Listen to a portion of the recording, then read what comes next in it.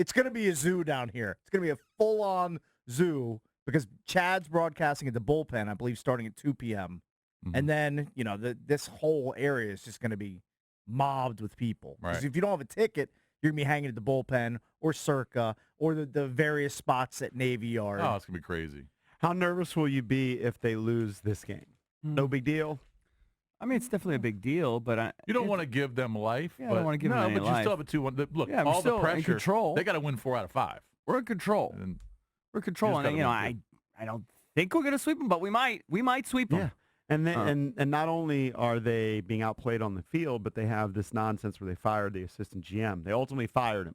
If they just completely mishandled the PR there, and then they finally had to say, you know what, we got to let him go. I don't think that really affects what they do. On Maybe the field, not.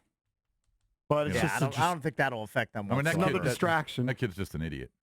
I I, call him a kid because he looked pretty young. Yeah. But, I think it's going to be interesting because in the first 2 matchups, you had power pitchers, right? Strauss and Scher.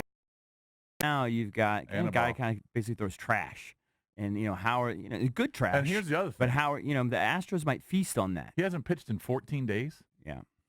Now, usually we always talk about the hitters and the rust if there's a long layoff.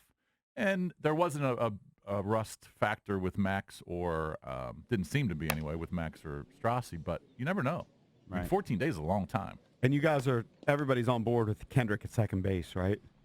You have to go you Kendrick gotta second base. You have DH. Stick with the bat. You You're gotta going keep to 'em in lose a there. little bit defensively, but you stick with the bat. Yeah. And you play Ryan Zimmerman. I mean, I think the line is pretty easy to fill out. Stick with Suzuki, too. The way he's playing back behind the plate is unbelievable.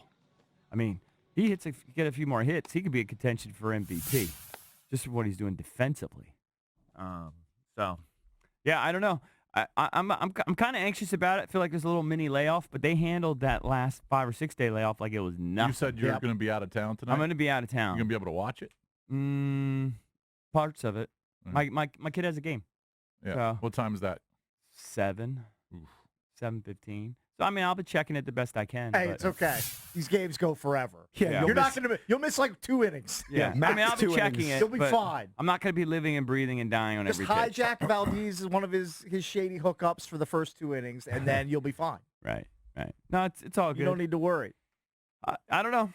I'll be disappointed if they get a bunch of runs and they turn it around. And there's some momentum. But still, I think we're in control of the series. I think we're going to be okay. But I'm curious to see if they just attack Sanchez from the beginning, and then what are we going to do? What if Sanchez gets roughed up in the 3rd inning? What are we going to do? Well, their strategy was to be uber aggressive in the last game. That's why you saw Altuve try and steal third base. They were trying to make things happen and be aggressive early. We'll see. All the hype was on Cole and Verlander, but Greinke's actually had a lot of success against the Nationals. Yeah, Dave Jagler was talking about that when we had him on yesterday. Apparently, he had a no-hitter going through 7 until the rain came earlier in the year when he was with D-backs? I believe he's 6-1 against the Nationals with a sub-2 ERA. Yeah. So, look, it's a whole new game, and the Astros, if they win one, they probably feel like, all right, we're back in the series. And if they lose, the series is over. They're down 3-0, the series is over. Oh, yeah. But if they It's win, close to being over already, but yeah, if they go down 3-0, it's totally over. Yeah. So here are some of the Nats stats against Greinke. Matt Adams, who's probably not going to play, he's 167. Cabrera, professional hitter, 429 lifetime. He's So probably maybe not going to play. You can't bench Howie. Howie's hitting 235 Unless lifetime. you decided to put Howie at first and gave Zim a day off. Can't But, I give mean, Zim you're a day off. not going to do Zim's that. hit 333 lifetime against him. Zim's playing. Parra's got, is an older guy. He's hitting 300 lifetime against him. He's not going to play. Rendon's actually struggled against Greinke, but only 6 at bats. So You don't worry about Rendon. Suzuki, 316 lifetime against him. So I don't know. There's some guys. They don't have a lot of homers against him. Only Rendon and Matt Adams has hit home runs lifetime against Zach Greinke. So Houston, the slight favorite tonight.